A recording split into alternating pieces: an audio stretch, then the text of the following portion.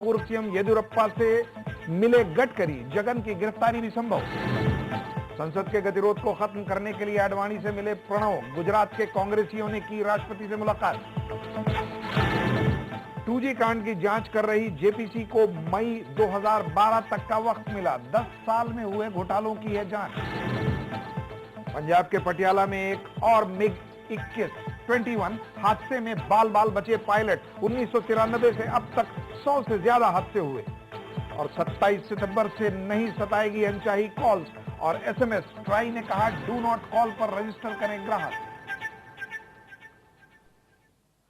अमर के पीछे कौन है, यह सवाल तो अभी बना हुआ है, लेकिन हम ये देख लेते हैं कि क्या है कैश कांड में अब तक हुई जांच का हाल। देखिए, साल 2011 में एक बार फिर कैसे सुर्खियों में आया था कैश फॉर वोट कांड। अदालत की फटकार के बाद जिस नाटकीय अंदाज में अमर सिंह कोर्ट में पेश हुए और उसके बाद गिरफ्तार किए जाने के बाद जेल भेजे गए, कुछ उसी अंदाज में इस साल कैश फॉर वोट कांड एक बार फिर अखबारों और खबरिया चैनलों की सुर्खियां बना था। 2 अप्रैल 2011 को इंडिया रिजुविनेशन इनिशिएटिव नाम के एक ग्रुप की अपील पर सुप्रीम कोर्ट ने मामले में हस्तक्षेप किया और 2 मई को दिल्ली पुलिस और केंद्र सरकार को फटकार लगाते हुए स्टेटस रिपोर्ट तलब की। फिर 7 और 15 जुलाई की तारीख के बाद 5 अगस्त को कोर्ट ने दिल्ली पुलिस को कड़ी फटकार लगाते हुए पैसों का स्रोत पता लगाने को कहा। सुप्रीम कोर्ट के सख्त रुख के बाद दिल्ली पुलिस को हरकत में आना पड़ा और 30 हजारी कोर्ट में केस मौजूदा पड़ाव पर पहुंचा। इससे पहले 17 मार्च 2011 को विकीलीक्स ने खुलासा किया था कि जुलाई 2008 में कांग्रेस के एक राजनीतिक सहायक नचिकेता कपूर ने अमेरिकी एम्बेसी के एक अधिकारी को बताया था कि उसकी पार्टी सांसदों को घूस देने के लिए फंड तैयार रखे हुए थी। हालांकि विकी के खुलासे में कुछ तथ्य गड़बड़ थे, लेकिन इसके बाद संसद में बरपे हंगामे के बाद पीएम को 2011 के बजट सत्र में बयान देना पड़ा था। None from the Congress party or the government indulged in any such unlawful act during the trust vote in 2008. We have not been involved in any such transaction and we have not authorized anyone to indulge in such transactions. I think. PM ने तो ऐसे घूस कांड से साफ इनकार कर दिया था, लेकिन जुलाई 2008 में सरकार पर आरोप ये थे कि करीब हर संसद सदस्य को खरीदने की कोशिश हुई थी। तब स्पीकर सोमनाथ चैटर्जी ने दिल्ली पुलिस को जांच सौंपी थी। उसके बाद 2 अगस्त 2008 को बीजेपी ने अपने सांसदों के दावे को साबित करने के लिए एक अंग्रेजी न्यूज चैनल की वीडियो रिकॉर्डिंग की ट्रांसक्रिप्ट को दस्तावेजी सबूत के तौर पर पेश किया। 12 अगस्त को चैनल के अधिकारी के संसदीय कमेटी के सामने पेश होने के बाद वो स्टिंग ऑपरेशन टेलीकास्ट किया गया। दिसंबर 2008 में मामले की जांच के बाद वी किशोर चंद्र देव की अध्यक्षता वाली संसदीय समिति ने राज्यसभा सांसद अमर सिंह और अहमद पटेल को क्लीन चिट दे दी और दिल्ली पुलिस से सक्सेना, हिंदुस्तानी और सुधींद्र कुलकर्णी के खिलाफ जांच करने को कहा। जनवरी 2009 को शुरू हुई दिल्ली पुलिस की जांच तब तक किसी नतीजे तक नहीं पहुंची जब तक इस साल मई में सुप्रीम कोर्ट ने हस्तक्षेप नहीं किया। कैश फॉर वोट कांड भ्रष्टाचार का सबसे बड़ा वो मामला है जो एक बार फिर यह साबित करता है कि जब तक सुप्रीम कोर्ट पहल नहीं करती, जांच एजेंसियां कोई नतीजा नहीं दे पाती। ब्यूरो रिपोर्ट, जन संदेश। तो आपने देखा ये इतिहास इस कैश फॉर वोट कांड का, और जब तक सुप्रीम कोर्ट ने पहल नहीं की तब तक ये जांच आगे भी नहीं बढ़ी। हमारे साथ लालजी टंडन मौजूद है।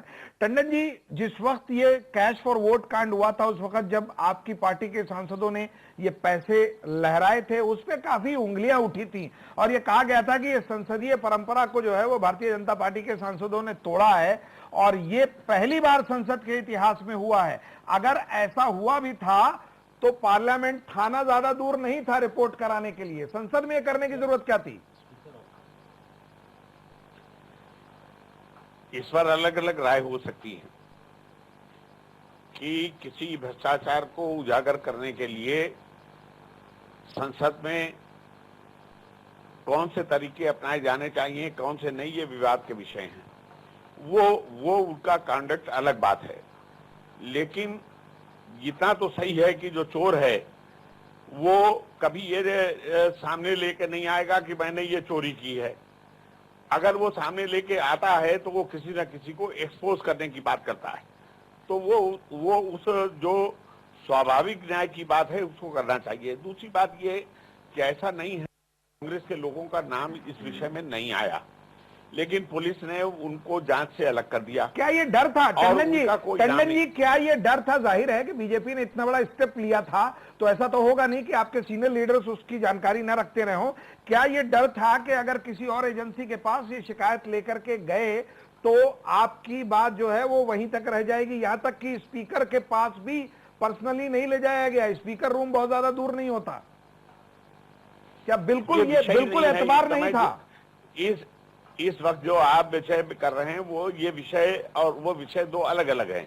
आज केवल इतना है कि न्यायिक हिरासत में कुछ लोग लिए गए, ये कोई सजा नहीं है।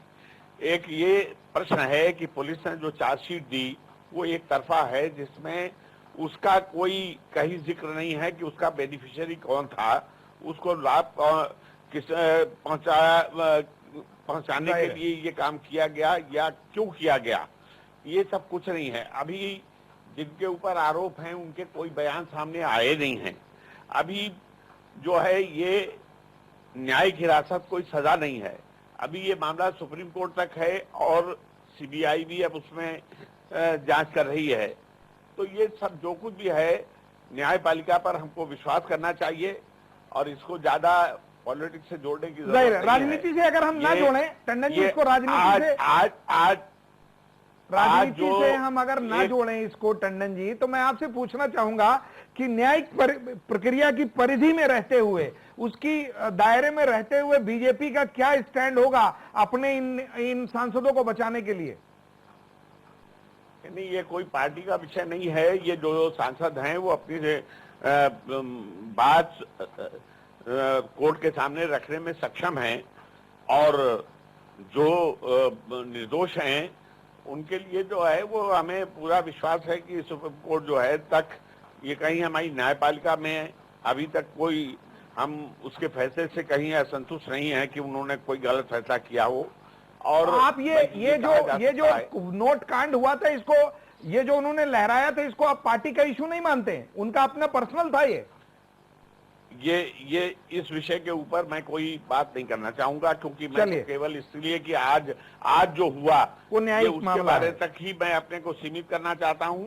और उतनी बात ये है कि ये पुलिस की रिपोर्ट जो है वो उसी तरह होती है कि किसी का भी नाम डाल दीजिए और उसको चार्जशीट दे दीजिए, किसी के दबाव में उसको, अगर केंद्र सरकार का दबाव हो तो फिर वो कैसी रिपोर्ट होगी वो सब जानते हैं। बिल्कुल सही। इसीलिए इसका न्यायपालिका के मार्फत इसका फैसला होने दीजिए, सब सच सामने आ जाएगा। चलिए, और ये याद रखना चाहिए कि जो कोई जिसे फायदा नहीं है वो कोई काम करता नहीं है। एक लाइन, ये फायदा किसको हुआ है और वो जो है उसको